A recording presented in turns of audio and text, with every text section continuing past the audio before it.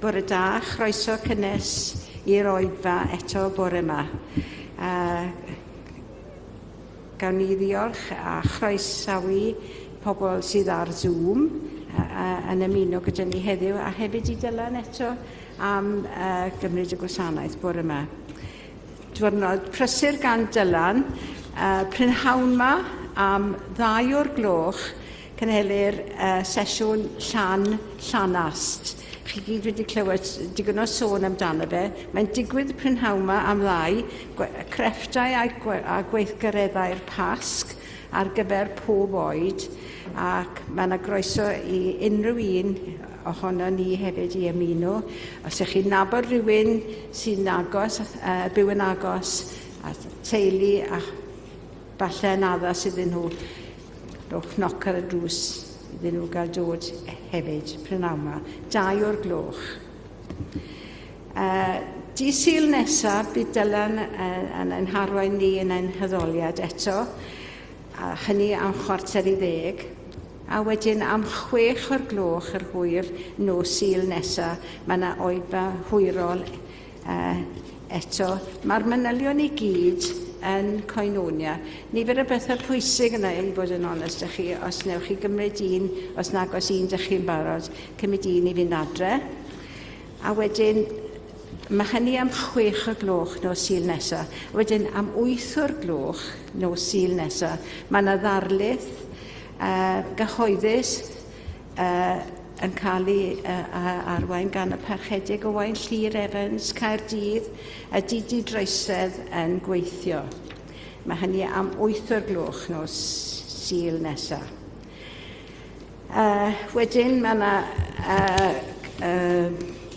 gyhoeddiad eto gan Merched y Wawr, manylion eto yn Coenonia, am noson allan, noson yng Nghymru y gantores Sian James a Geraint Cynan ar Mai y 7 yn y capel yma, felly am 7 o'r gloch, tocyn 10 punt. Mae yna groeso i bawb, nid jyst aelodau Merched y Wawr, a wedyn mae yna tocynnau i'w gael gan Margaret, Menna a Janet.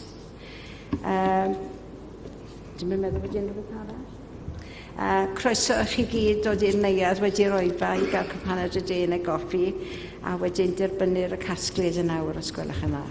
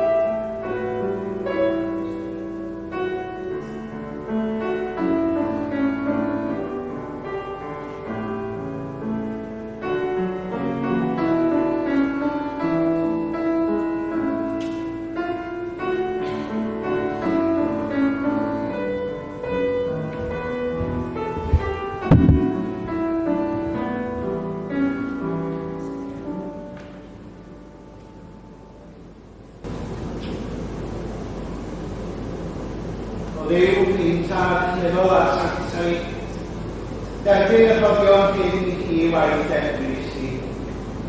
Rydych chi derbyn o rhodion i ti derbyn i na derbyn yr ei fod. Gan fo'n gofyn yn o'r enw ac i chi at y math i Gris. Bore da. Mae'n hyfryd iawn gael eich cwmni i chi, a hitha yn Sul y Pasg bach. Ac dwi am gychwyn wrth i ni feddwl am yr atgyfodiad yn mynd i Salm 100 sydd yn sôn am y llawenydd hynna i ni ddiolch. Diolchwch i'r arglwydd, galwch ar ei enw. Gnewch yn hysbys i weithredoedd ymysg y bobloedd. Canwch iddo, molianwch ef. Dywedwch am ei holl ryfeddodau. Gorfoleddwch yn ei enw sanctaidd. Llawenhaid calon yr rhai sy'n ceisio'r arglwydd. Ceisiwch yr arglwydd a'i nerth. Ceisiwch ei wyneb bob amser. Mae gydwch chi ni droi at Emyr Rhif 549. 549. Fe dorodd y wawr sancteiddiau'r y dydd. Fe ddryllwyd yr iau, mae'r cadarn yn y rhydd. Fe gododd y ceidwad boed moliant i ddiw. Fe goncriwyd marwolaeth. Mae'r Iesu yn fyw. Ac yn y blaen 549.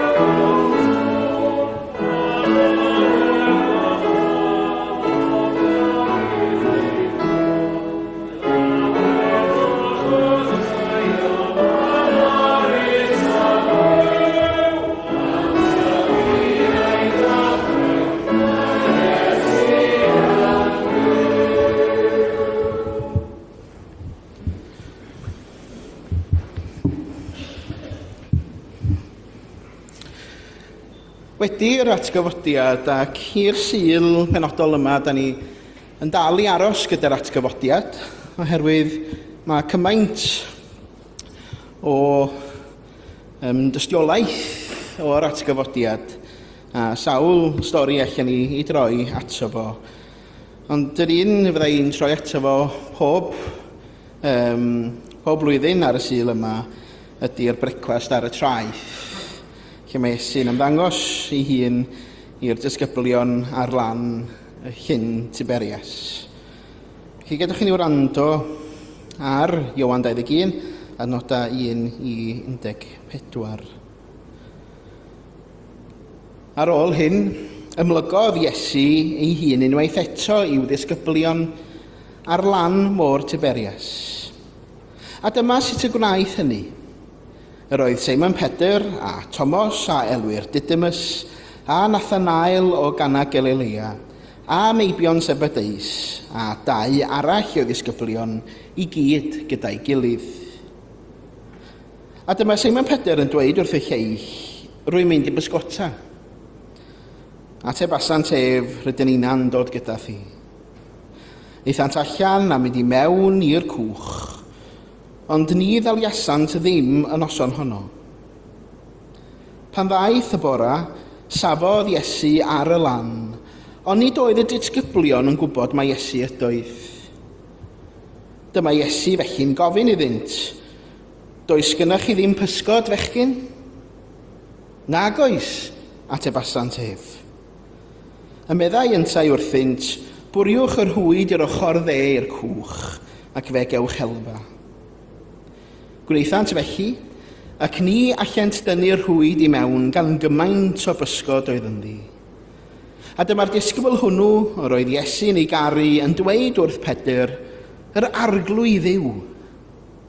Yna pan glywodd Simon Pedr mae'r arglwydd ydoedd, clymodd i wisg uchaf amdano, oherwydd yr oedd wedi tynnu dillad, a neidiodd i mewn i'r môr. Daeth y disgyblion eraill yn y cwch, gan lusgo'r hwyd yn llawn o bysgod. Nid oeddent ymhell o'r lan, dim ond rhyw 100 metr. Wedi iddynt lanio, gwelsant dân golosg wedi osod, a physgod arno, a bara. Meddai Iesu wrthynt, dewch ar rhai o'r pysgod yr ydych newydd ei dal. Dringodd Simon Pedr i'r cwch a thynnu'r rhwyd i'r lan yn llawn o bysgod braf, 153 ohonynt.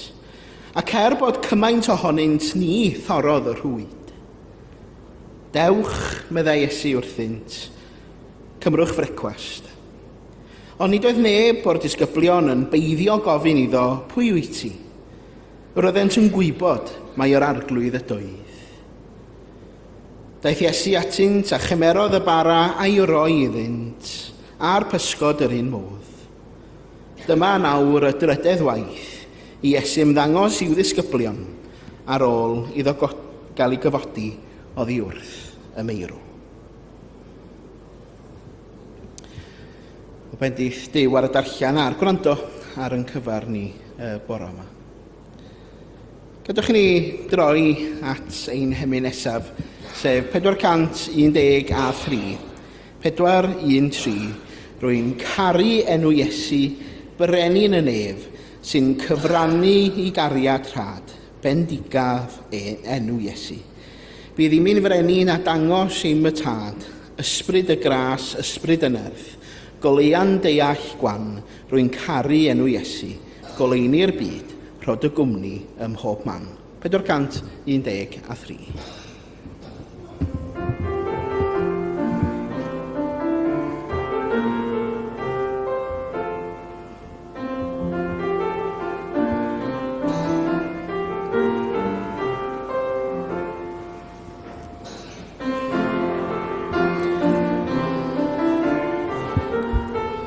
Ariad rhad, bendigaf enw Iesu, bydd i'm tad. Ysbryd ras, ysbryd y nerth, goleuan deall gwan. Rwy'n caru enw Iesu, lei'r byd, y gwmni ym mhob man. Rwy'n caru enw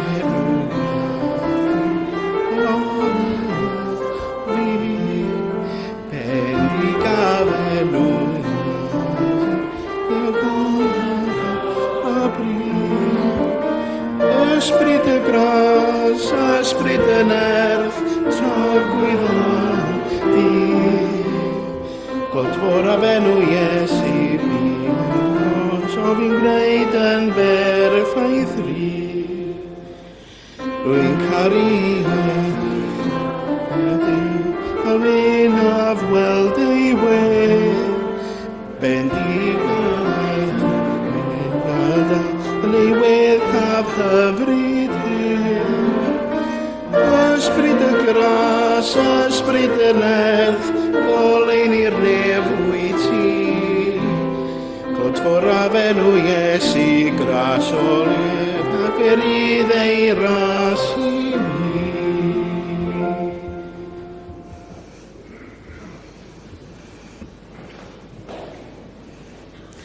Falle bod hwnna newydd i nifer o'na chi, oedd o'n newydd i fi, felly tro nesaf fydden ni'n canu hi, fi ddim yn newydd i chi. Ond mae'n bwysig yn bod ni yn canu ymyna gwahanol ac yn mynd i'r rhai sydd yn anghyfarwydd i'w dysgu nhw hefyd. Ond mae'n hyfryd iawn. Ymson sydd gen i ar eich cyfer chi, ymson o'r enw y rhwyd. Ac mi gewch chi, dwi'n eich gwahodd chi i ddod o amgylch y tân ar lan llyn Tiberias rwan. Diolch Felicity.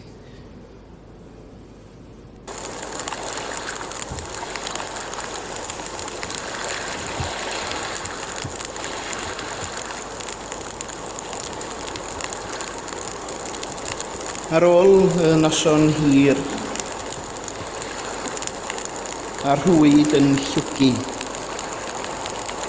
a blinter wedi'n harlysu gan ddiflasto. Mae'r bore yn dawel godi o'i gwsg.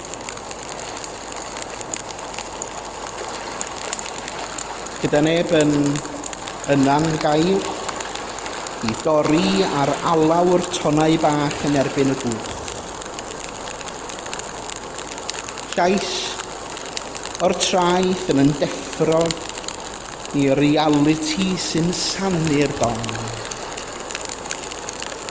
Ydych chi wedi dal rhywbeth? Pwy yw hwn yn ceisio sgwrs? Pwy yw hwn sy'n mynnu diddordeb? Tasa ni wedi dal rhywbeth o'n i gyda ni ar y lan. Bwriwch yr hwyd i'r ochr arall. Medda'r dieithrin heb oedi dim rhagor. Yn unan syllun syn ar yn gilydd. Oes rhywbeth i'w golli? A fentrwn ni un gwaith eto? Oedd hwn yn gweld rhywbeth na allan ni? Mentro. Taflu'r rhwyd yn mhell i'r dyfnder, gan ddal yn gwynt. Ac yn sydyn digonedd. Digonedd. O'r diwadd yn gweld unwaith yn rhagor. Llais dieithr yn procio'r cof i wir adnabyddiaeth. Efe yw.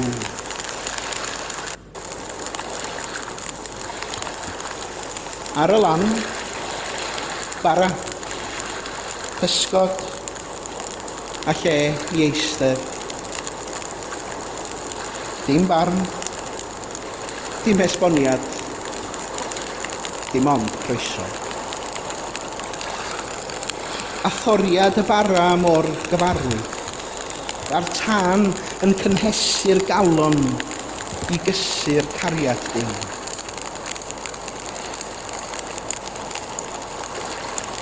O'r neilltu rhyw fymryn, sgwrs yr athro a'r disgybl. A'i ben yn ei blu yn cuddio rhag cywilydd ei wadu.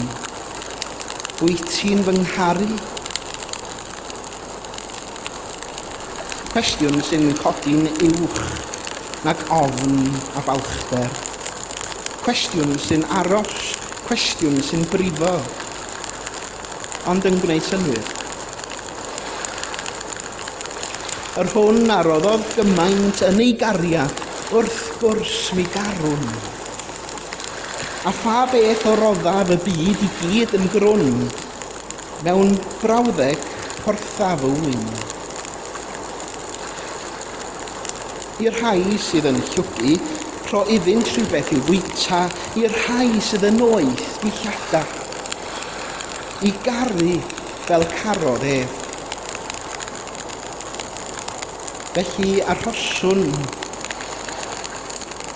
ar y lan, rhwng y nos a'r bore, rhwng yr hen fyd a'r un sydd eto i ddod, gyda'r tân llosgi, a llais yn garw, ac ateb sy'n byw nid mewn geiriau, ond mewn cariad.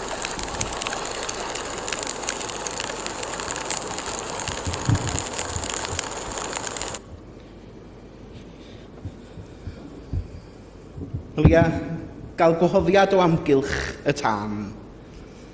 Ac ysgwn i gan un o'na chi hobi. Pwy sgan hobi yma? Neu sydd wedi bod efo hobi? Ydw i hynny. Be di'ch hobis chi? So rhaid na chi'n licio cerdded? Di hwnna'n hobi? Eich? Yndi? Yna rhaid na chi.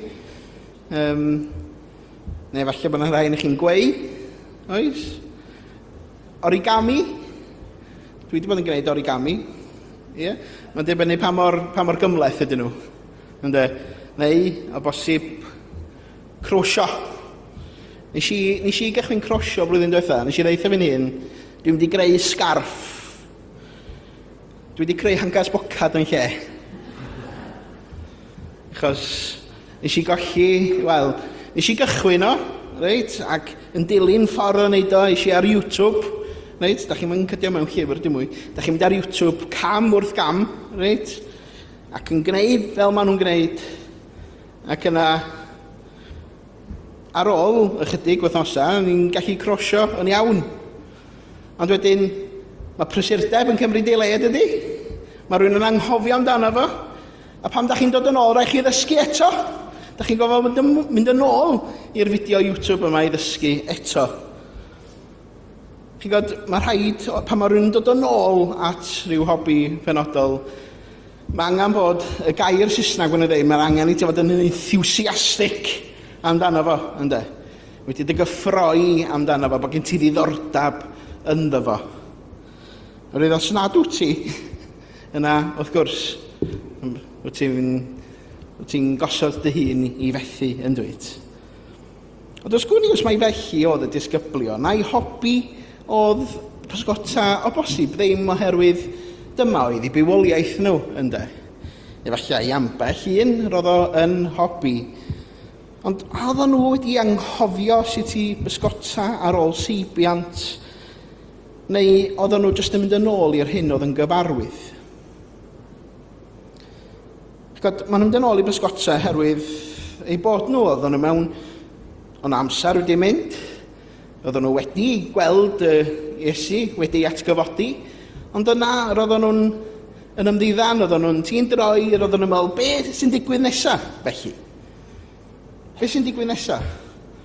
Gwm eisiau bod y fatha'r cyfnod yna, a da chi'n gwybod, dwi wedi sôn am hyn o blaen, rhwng Dolig a Flwyddyn Newydd.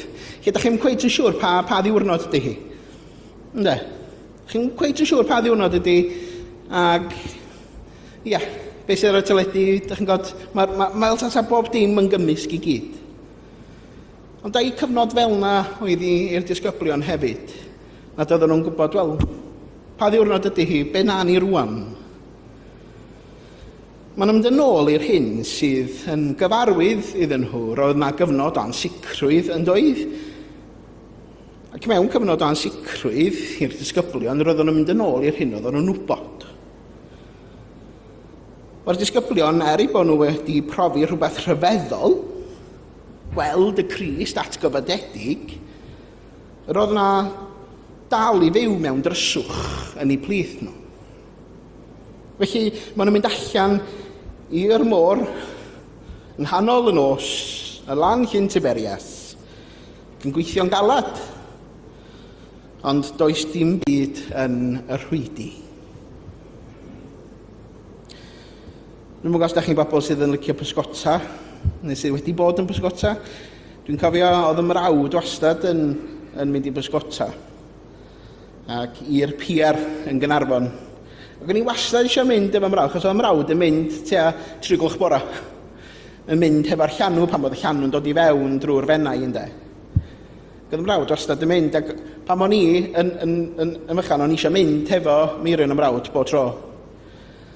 Ond o'n i'n cael, achos geidi pan ti'n hun, dyna oedd mam wastad yn dweud. Ond dwi'n cofio, reit, geidi ddod hefo fi bora fori.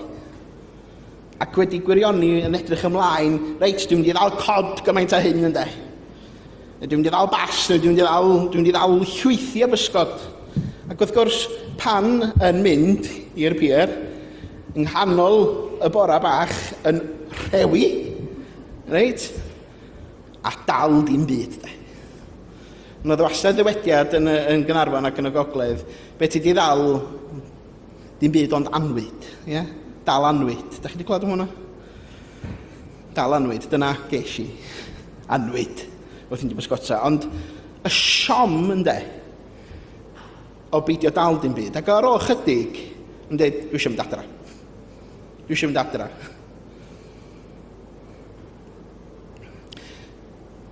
Os gwni os oedd y disgyblion yn teimlo felly hefyd, bod nhw jyst eisiau, oedden nhw'n mynd yn ôl i rhywbeth oedd yn gyfarwydd, ond wedyn oherwydd nad oedd na'n pysgod yn cael ei dal. Os gwni os nhw'n dweud, se felly ni'n mynd adra.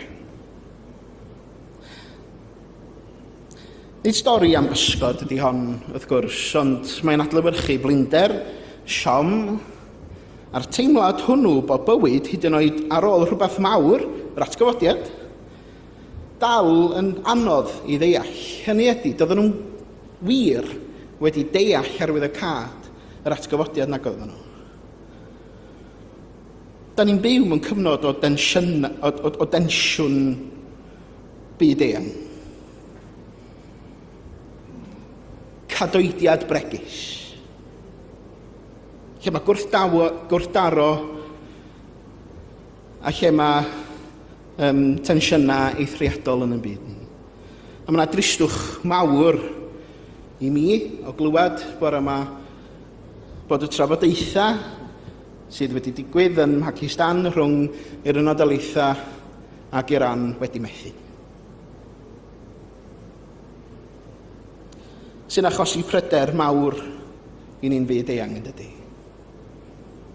Dyna'r byd dyn ni'n byw yn efo lle mae yna ansicrwydd o'r hyn sydd i ddod nesaf.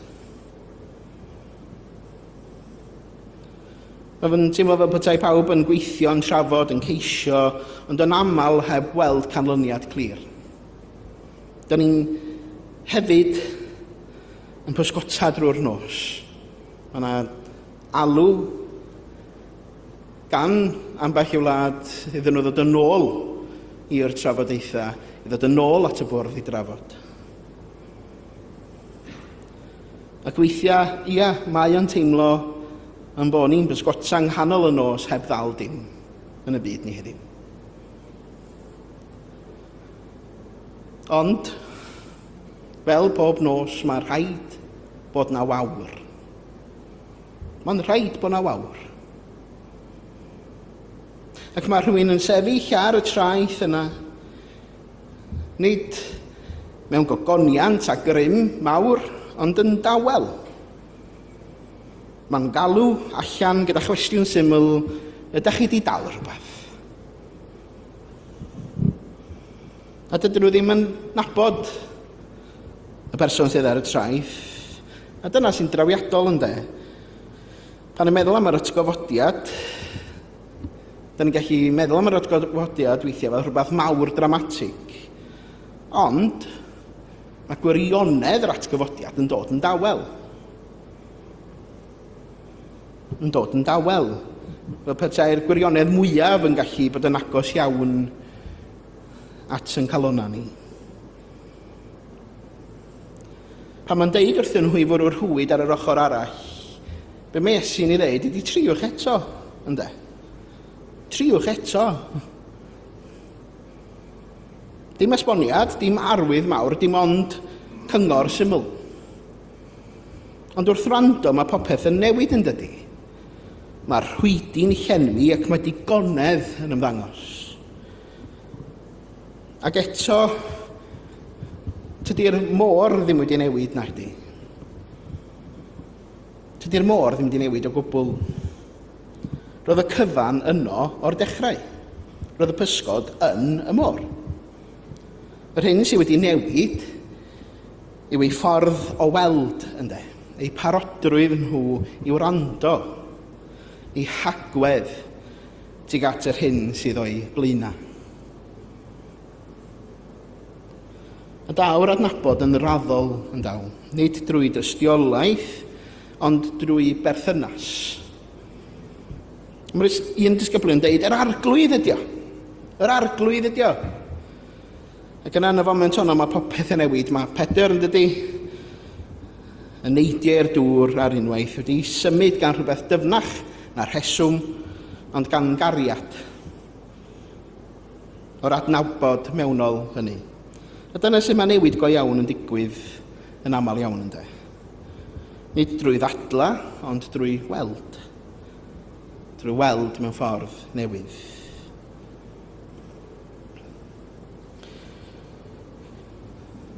Mwyn gos ydych chi'n bobl sydd wedi bod yn dilyn yr hyn sydd wedi bod yn digwydd efo'r criw aeth i'r Lleuad yn ddiweddar a bod nhw wedi glanio nôl yn y Pacific ddoe. Mae'r dynoliaeth yn edrych tuag allan yn dydy. I geisio o hyd at y Lleuad ac ymhellach yn breuddwydio am ddechreuadau newydd. Ac mae hynny'n gret gweld cymaint mae'r ddynoliaeth a hefyd technoleg wedi mynd â ni, bod ni'n gallu gwneud hynny. Ond mae'r stori hon yn atgoffa ni hefyd nad lle newydd sydd ei angen arno ni o'r eidrwydd, ynde? Ond y presenoldeb hefyd, yr her oedd i adnabod gan y disgyblion, ynde? Yn gyna daw'r ddelwedd syml hynny ond bwerus, tân bach ar y traeth. Pysgod yn coginio bara'n barod. Does na'm pregeth, does na'm beirniadaeth yma gan Iesu. Dim ond dewch. Mewn byd bregus, o gadweidiad bregus, o drafodaetha bregus, oes na le i ni ddeud dewch o amgylch tân. Nid rheolaeth yw calon y stori ond croeso, nid pellter ond presenoldeb, nid gorfodi ond rhannu. Nid i ddianc o'r byd rydyn ni'n cael yn galw, ond i weld yn wahanol, i wrando'n ddyfnach, ac i sylweddoli falle fod mwy yn digwydd na'r ydyn ni'n ei weld ar y wyneb.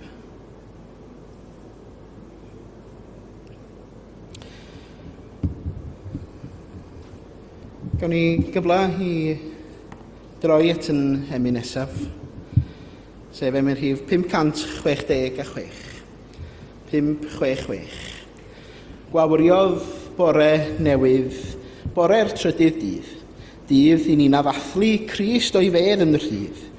Treiglo wnaeth ymeini, gwag yw'r bedd yn awr, Iesu a gyfododd, caned, nef a llawr. Ac yn y blaen, 566.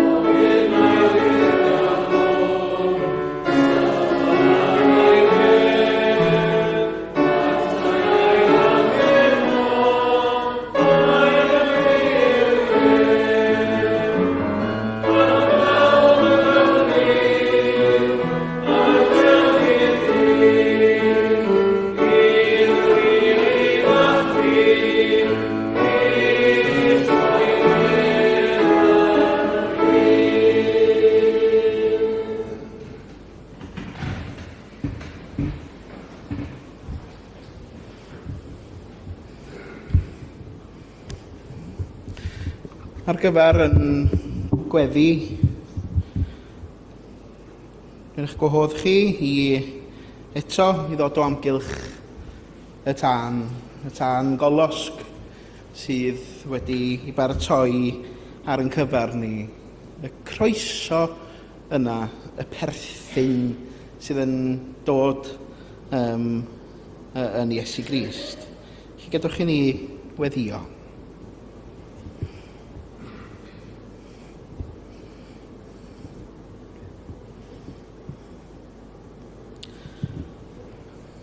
Arglwydd, da ni yn diolch bod ni yn gallu troi ata ti mewn gweddi Ac yn diolch yn bod ni wedi'n gwahodd o amgylch y tân yma ar y traeth.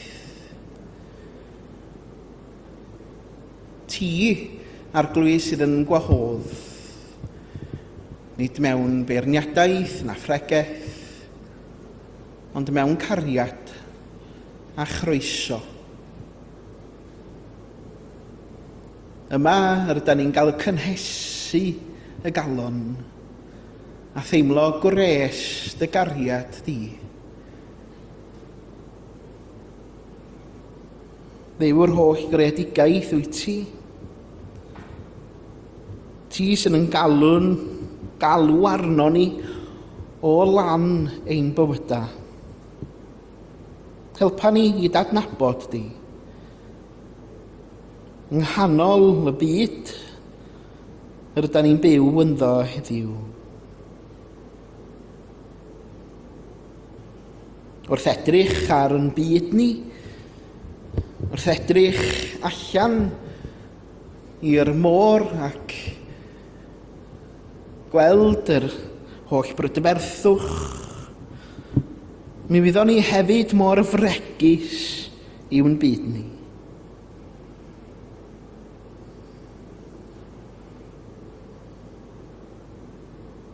Da ni'n cydnabod arglwydd am genhedloedd mewn tensiwn a'i gilydd, am wledydd sydd mewn cyfnod o ryfel, bod heddwch yn fregus ac yn ansicr, ac mi rydyn ni'n cydnabod bod o'n calonna ni'n llawn ofn weithiau. Ac da ni'n gweddio felly dros y byd i gyd, dros arweinwyr a phobl gyffredin fel ei gilydd. Oherwydd mi wyddon ni fod cariad yn gryfach na gwrthdaro, a dealltwriaeth yn gryfach na dicter.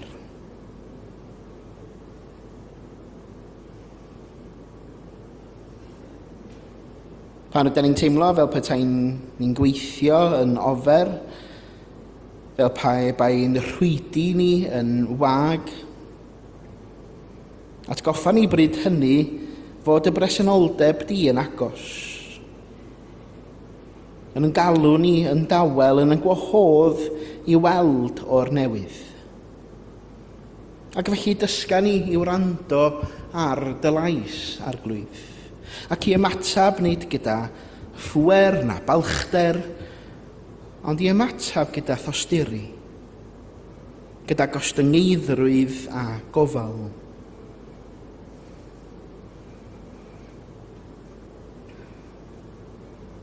Wedi'r brecwast ar y traeth, rwy ti'n gofyn i Pedr, rwy ti'n fy ngharu i. Bod i'n hymatab felly ymddangos yn y ffordd yr ydym ni'n byw ein bywyda'n feunyddiol.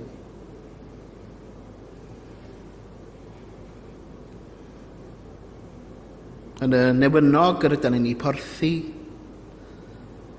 yn y cysur yr ydym ni'n rhoi i'r rhai sydd yn dioddef. Ac yn y byd yr ydym ni'n ceisio i wneud yn fwy caredig.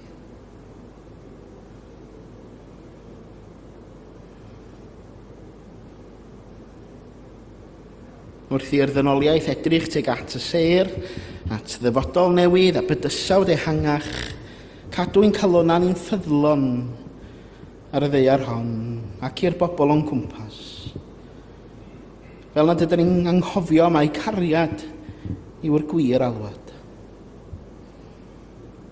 Y cariad a welwyd trosto ni ar y groes, y cariad at gyfododd ar y trydydd dydd.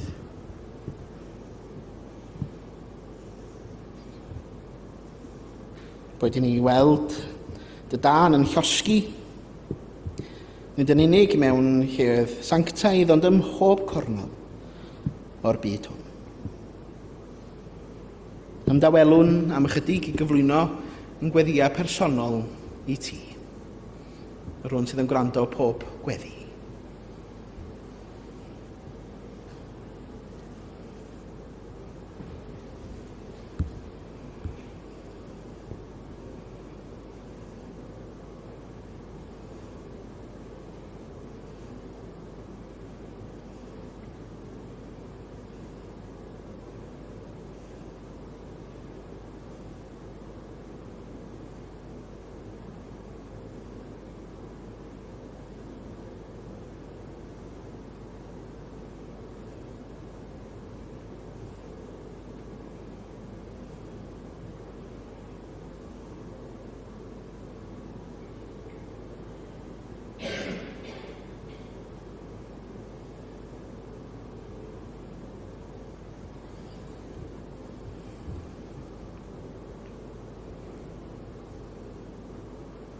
arglwydd cliw ein gweddi ni felly. Gan am bod ni'n gofyn hyn oll yn enw ac yn heiddiant yn harglwydd Iesu Grist, yr un a'n dysgodd i weddio i ddweud gyda'n gilydd. Ein tad, yr hwn yr wyt yn y nefoedd, sancteiddiau'r denw, deled y deyrnas, neler de wyllus, megis yn y nef, felly ar y ddeiar hefyd. Dyro i ni heddiw ein bara benyddiol, a maddau ni ein dyledion, fel y maddeuwn unau ein dyledwyr. Cnac arwain ni brofedigaeth, eithyr gwared ni rhag drwg, cynnes eiddo ti o'r deyrnas, a'r nerth, a'r gogoniant, yn oes oesau. Amen.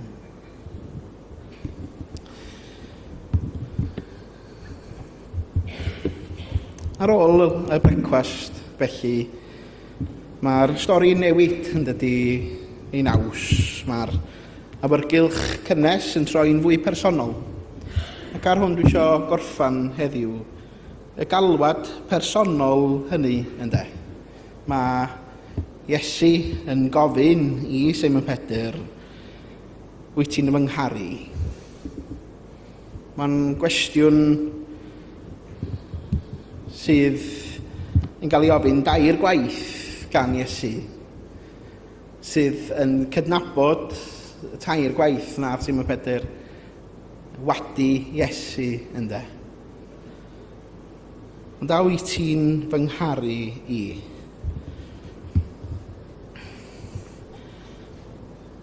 Yn ytrach, mae yn agor drws yn dydy i adferiad felly.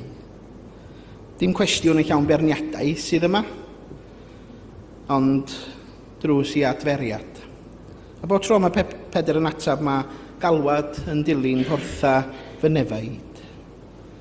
Nid yw cariad yn aros yn deimlad yn unig, ond mae rhaid iddo droi yn weithred yn does. Mae'n dod yn ofal, yn gyfrifoldeb, yn ffordd y fyw i garu i'w cymryd rhan yn y gwaith o gynnal a meithrin bywyd pobl eraill. A mae hwn yn troi'n gwestiwn dyfnach yn hoes yn amser ni heddiw, yn y cyd-destun ni heddiw.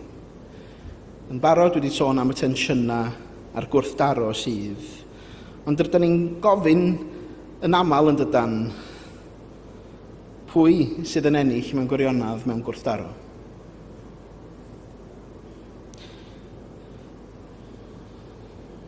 Nid yw'r cariad mae Iesu yn ei ddisgwyl, diolch yn gofyn am fuddugoliaeth ond am dosturi.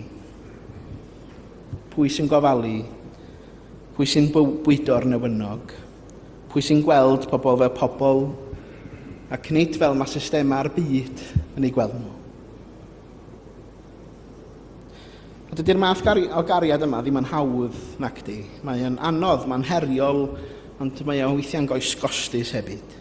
Mae'n mynnu ein bod yn gwrthod y ffordd hawdd o rannu'r byd yn ni a nhw. Mae'n galw arno ni weld y ddynoliaeth gyfan mhob un. Hyd yn oed pan fod hynny'n anodd. Ac yn y modd hwn, mae cariad yn dod yn fath o wrthwynebiad hefyd. Y ffordd o sefyll yn erbyn system sydd yn dad y ddienyddio pobl yn y byd ni. Ond yn y diwedd rydyn ni'n dal dau ddelwedd yn dydan gyda'i gilydd. Pryd syml ar draeth tawel a chwestiwn sydd yn aros yn y galon. Gyda'i gilydd maen nhw'n dangos hanfod yr atgyfodiad. Nid fel arddangosfa o bwer a grym, ond fel perthynas byw, perthynas a galwad i garu drwy weithredu. Felly galwad sydd yma i ni fynd allan i fyd sydd yn dal yn fregus ac yn chwilio am heddwch. Awn fel pobl sydd yn barod i wrando ar lais y tawel, i weld presenoldeb mewn lle oedd annisgwl ac i ymatab gyda thosturi. am pha ddaw'r cwestiwn a wyt ti'n fy ngharu i, boed yn hymateb i weld nid yn unig drwy'n geiriau, ond yn bywydau, yn y gofal, yn y ffordd rydyn ni yn rhannu'r hyn sydd gyda ni. Roedd nid dianc o'r byd yw'r atgyfodiad, ond galwad i'w garu yn ddyfnach nag erioed. Mwyn i enw. Amen. Gadwch i ni droi at yn hemyn olaf, sef rhif 562, 562. Crist a archfygodd fore'r trydydd dydd, cododd ein gwaredwr daeth o'i rhwyman rhydd. Gwisgodd ei agoniant sydd yn ddisglair iawn, wedi gweld ei harddwch ninau'n lawen hawn. Crist a archfygodd fore'r trydydd dydd, cododd ein gwaredwr daeth o'r rhwymain rhydd. Ac yn y blaen, 562.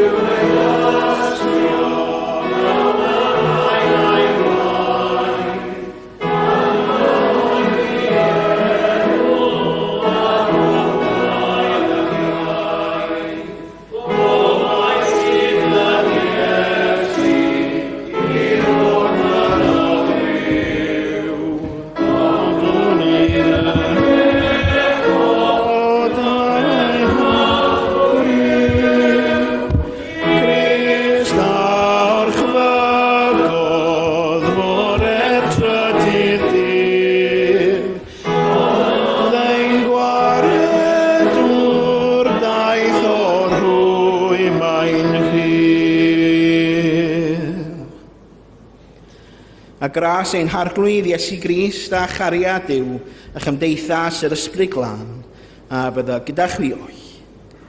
Amen.